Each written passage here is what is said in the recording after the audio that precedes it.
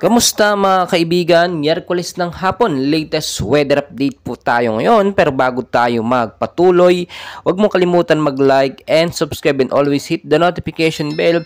Maraming salamat po. So ngayong hapon po or magagabi na rin, ang update po natin, lagay ng ating panahon, Sypnosis po galing na rin po sa DOST Pag-asa. Easterlies pa rin po mga kaibigan ang nakakapekto po sa ilang bahagi po ng eastern section po ng ating bansa. So narito na po ang pinaka-updated forecast weather natin ngayong hapon po hanggang sa gabi po yan.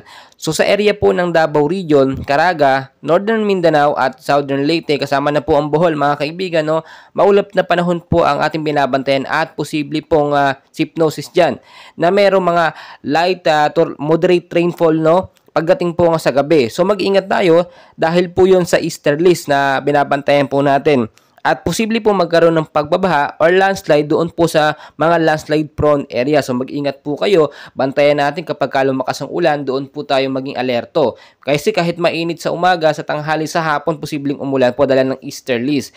So dito naman po, sa area ng Batanes pa rin mga kaibigan, maulap pa rin po na panahon ang mararanasan dyan ngayong hapon hanggang sa gabi na posible po magkaroon ng mga isolated light rains or mahina pong pag-uulan.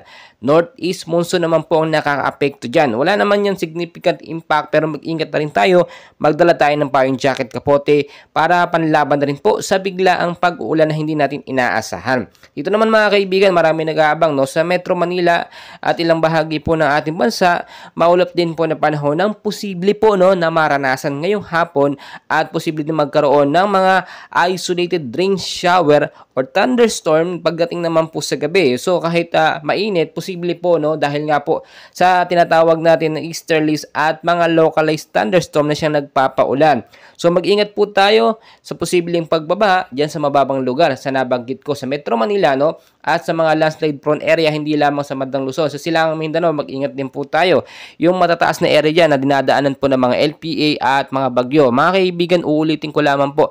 Wala naman po tayong bagyong binabantayan sa loob ng par. Pero ina-expect bago matapos ang buwan ng Pebrero, 1 hanggang 2 bagyo ang posibleng pumasok o sama ng panahon sa ating bansa. So patuloy ko kayong update mga kaibigan, and please don't forget to like and subscribe for more weather updates. Maraming salamat po sa inyong lahat.